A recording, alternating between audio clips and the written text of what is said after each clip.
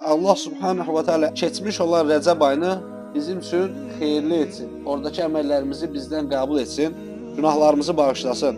İçində olduğumuz Şaban ayını bərəkətləndirsin və bizləri Ramazana qovuştursun. Bilirik ki, Allah subhanahu ve teala əgər bizlərə nəsib edərsə, önümüzdə son bu günlərdə Ramazan ayına daxil olacaq. Bu ay elə bir aydır ki, həqiqətən biz bu dərslə yola çıxsaq, bu ay fəziləti, rəhməti, bərəkəti və dərəcələrinin, qullarının dərəcələrinin ucalması etibarı ilə çox möhtərəm, çox əzəmətli bir aydır. Rasulullah sallallahu aleyhi və səlləm Ramazan gecələrində Cəbrail əleyhissalamla Quranı nə edərdi? Tilavət edərdi və o həsən küləkdən, rəhmət küləklərindən daha cömərdi.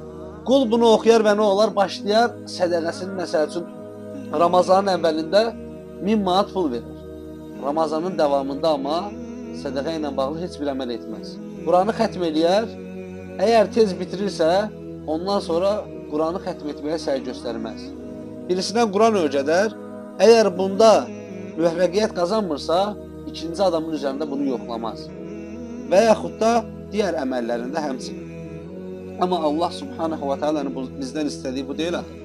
Peyğəmbər sallallahu aleyhi və səlləmdən Ayşə anamız radiyallahu anhə daimən zikr etdiyimiz hədis olaraq hansı hədisi nəql edir? Buyurur ki, Allah Resulü aleyhissalatü vesselam dedi ki, əməllərin ən xeyirlisi az və davamlı olanıdır.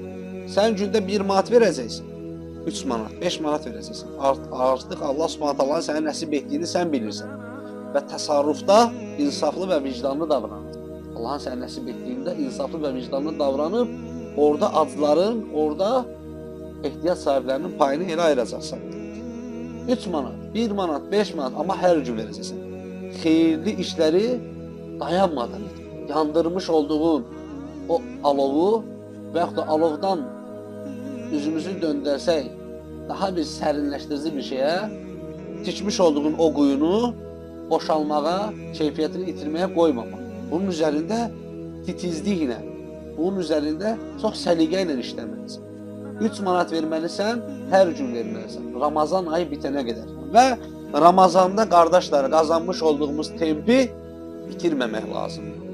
Ramazanda qazanmış olduğumuz tempi Ramazan ayının bitməsini səhərsi günü artıq biz özümüzdə hiss eləmirik. Lakin gecələr və gündüzlər insanların aralarında dolaşdığı kimi Ramazandan sonraki günlər də Rəblərinin qullarını imtihanından dolayı onların arasında dolaşdırırlar.